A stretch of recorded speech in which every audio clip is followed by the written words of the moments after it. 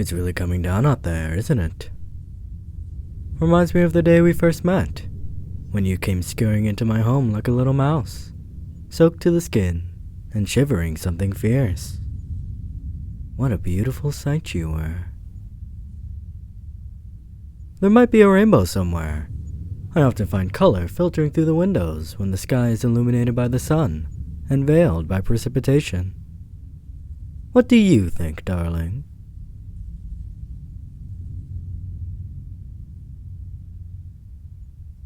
Why am I even asking you? You don't think anymore. There's nothing behind those eyes, just a hollow husk of apathy.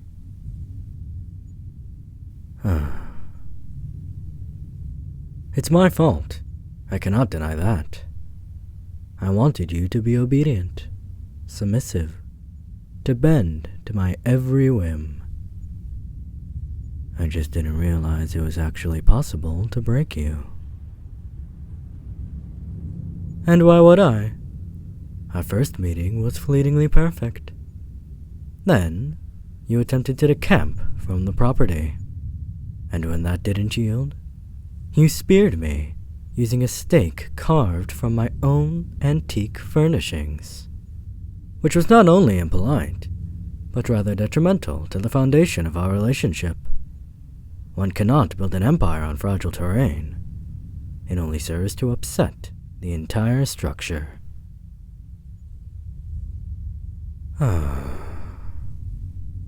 And yet, when I look at you, I long for that ferocity. Gone are the days when you'd struggle against me, or rattle the entrance doors until the hinges wore loose. And yes, I found your behavior tiresome, but at least it contained vivacity. You were relentless, but you were also effervescent. Now, you just stay wherever I put you, a listless little mannequin awaiting their next pose. I never wanted it all. There's no shortage of marionettes in the local town if I desired to pull the strings and watch them dance. But you were supposed to be my soulmate. Even your blood doesn't taste the same when there's no fire in your veins. It lacks the flavor that made me crave you. I suppose the kindest thing to do would be to release you, but you never survive out there. Perhaps I should just kill you myself. At this point, it would be mercy. There isn't a single fiber of you left. Just a shell with no soul. Yes, that is what I shall do. It is pointless and cruel to prolong this any longer.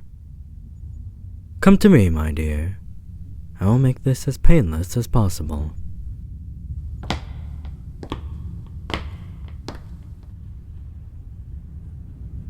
Now close your eyes and succumb to the darkness. It will all be over soon.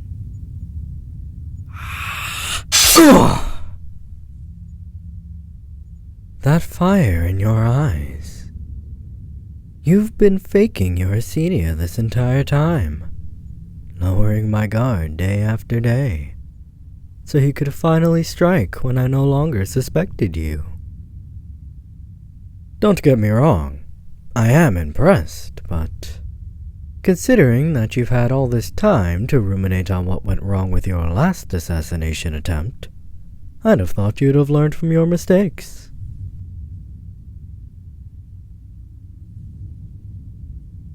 What? Do I need to spell it out for you? Many things have pierced my heart, darling. But your pathetic excuse of a stake is not one of them.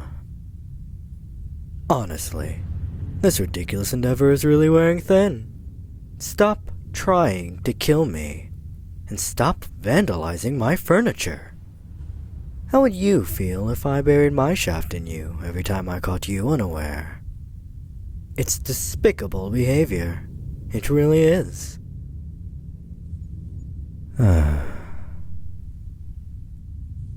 You know what?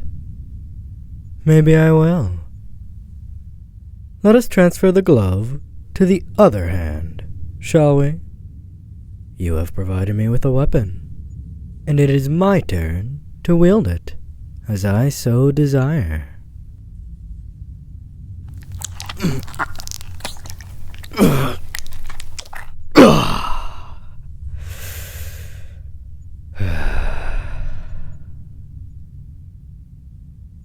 But before we begin, I have a word of advice for you. Run.